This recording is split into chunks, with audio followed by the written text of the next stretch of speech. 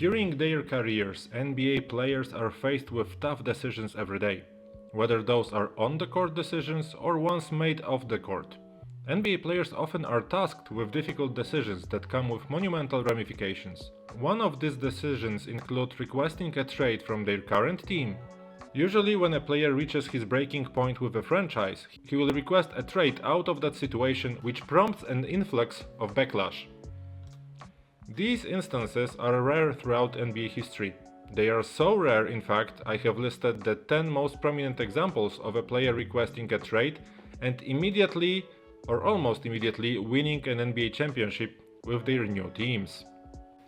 In the 1967 NBA draft, the Baltimore Bullets would name Earl Monroe their selection with the second overall pick. Monroe would be spectacular with the Bullets, winning Rookie of the Year for the 1968 season, averaging 24.3 points, 5.7 rebounds and 4.3 assists per game. Monroe would continue to excel for the next 4.5 seasons, earning 2 All-Star selections with the team. A bitter contract dispute with the Bullets would lead to Monroe demanding his way out of the Baltimore, despite helping the team reach the NBA Finals in 1971.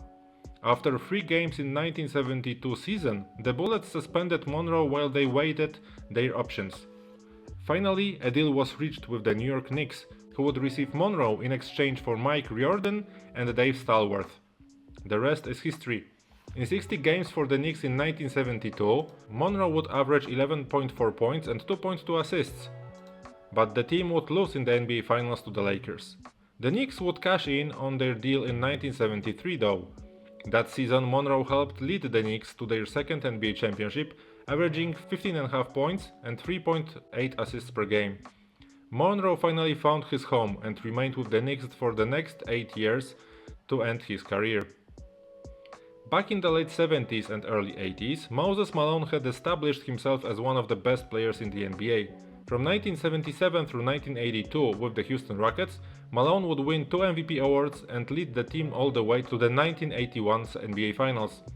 Over this time with Houston, Malone would average 24 points, 15 rebounds and 1.6 blocks per game. After his 1982 MVP season, he was set to be a restricted free agent and had no intentions of returning to the Rockets. He would demand that, even if the Rockets were willing to match any other team's offer, he wanted out, and the Philadelphia 76ers were his first choice. With finances in the toilet, the Rockets agreed to send Malone to the Sixers for Caldwell Jones and the first-round draft pick. With the deal, the 76ers hoped they could finally get over the championship hump. In his first season with Philadelphia, Malone was unstoppable and would win the 1983 MVP award, averaging 24.5 points and a league-leading 15.3 rebounds per game.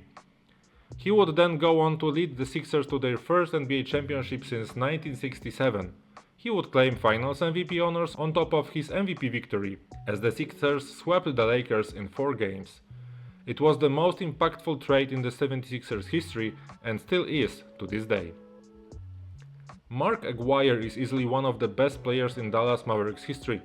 In 1981, Dallas made Aguirre their first overall pick in the NBA draft. He would go on to earn 3 All-Star selections in 7.5 seasons, while also aiding in their establishment as a legitimate NBA franchise. Unfortunately, after 7 seasons, Aguirre's feud with the press and his teammates had reached a boiling point, forcing them to deal their star forward. Aguirre would be traded to the Pistons in exchange for Adrian Dantley and a first-round draft pick. The deal reunited Aguirre and Isaiah Thomas, who grew up together in Chicago. With his new team, Aguirre became their X-factor that very season. In 36 games with Detroit, he would average 15.5 points and 4.2 rebounds per game, en route to an NBA championship over the Lakers. In 1990, Aguirre would play a pivotal role in yet another NBA title as the Pistons went back-to-back with a win over the Trail Blazers in the NBA Finals. For most of the 1980s and early 1990s, Clyde Drexler was one of the very best players in the NBA. As far as shooting guards go, Drexler was second to just Michael Jordan in the NBA, and in many ways was thought to be even better than Jordan at a point in time. Drexler was a perennial All-Star and led Portland to 2 NBA Finals appearances in 1990 and 92, but fell to all-time great teams in the Bad Boy Pistons and the Michael Jordan-led Bulls. With Portland heading toward a rebuild, Drexler was in no mood to be a part of it, so late in his career, he would force a trade to the defending NBA champion Houston Rockets in the 1995, pairing him with center Akeem Olajuwon. Drexler would average 21.4 points and 7 rebounds in 35 games for the Rockets after the trade. In the playoffs, he would average 20.5 points, 7 rebounds, 5 assists and 1.5 steals per game in 22 games played. The Rockets would win their second straight NBA championship, as Drexler became an NBA champion for the first time. Although Olajuwon gets most of the credit, there is no doubt that Houston would not win that NBA title without Clyde Drexler.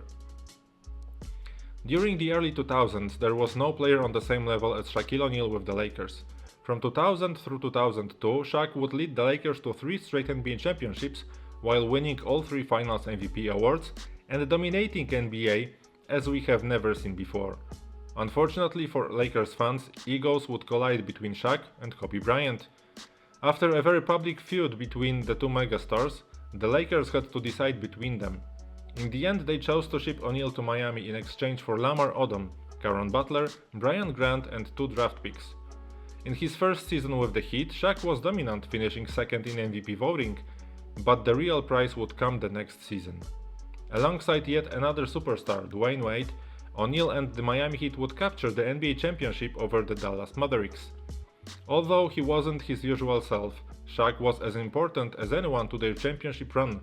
He would average 18.4 points, 9.8 rebounds and 1.5 blocks per game in 23 playoff games and took home his 4th NBA championship in a 7-year span. Pau Gasol is as accomplished as any player in Memphis Grizzlies history.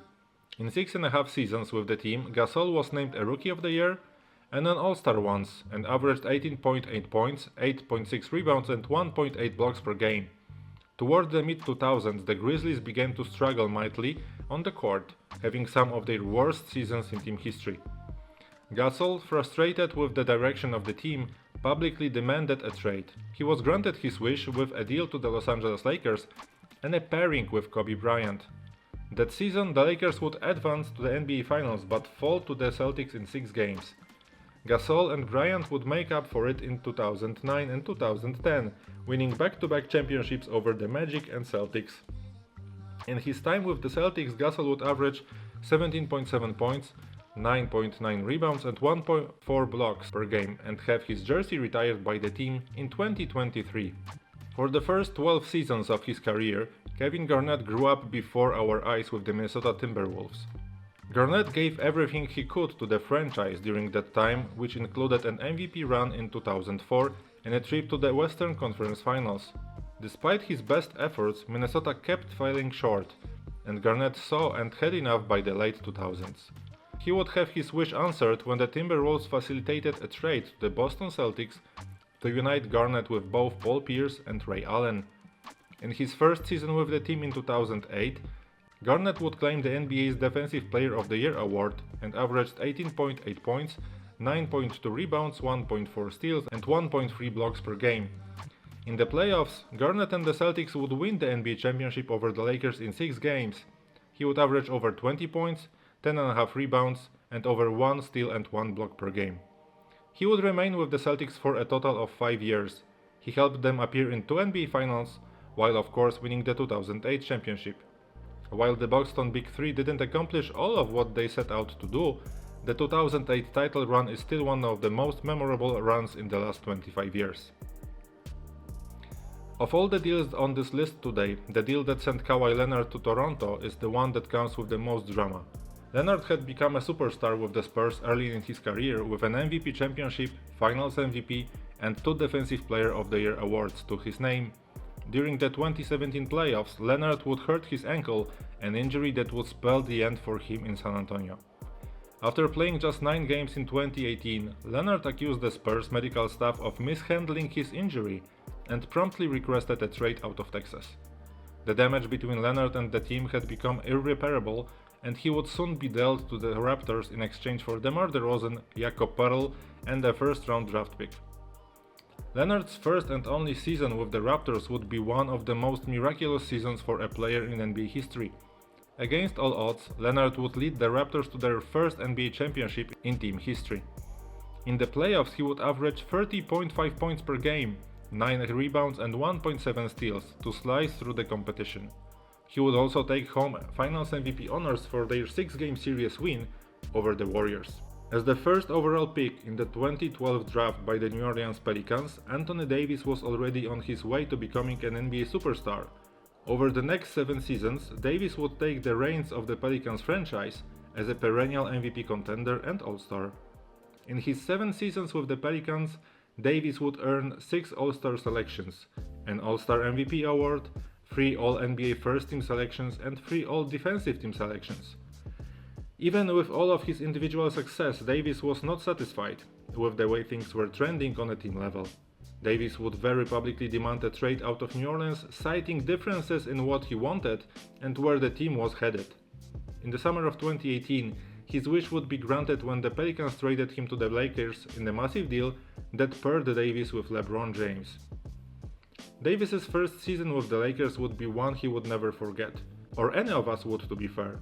The COVID-19 virus would send the award into a frenzy and shut down the NBA for months until they decided to open things back up in a bubble format in Disney World in Orlando. Davis and James would completely take over the bubble, leading the Lakers to their 17th championship. In the NBA playoffs, Davis pushed the Lakers over the top as NBA champions.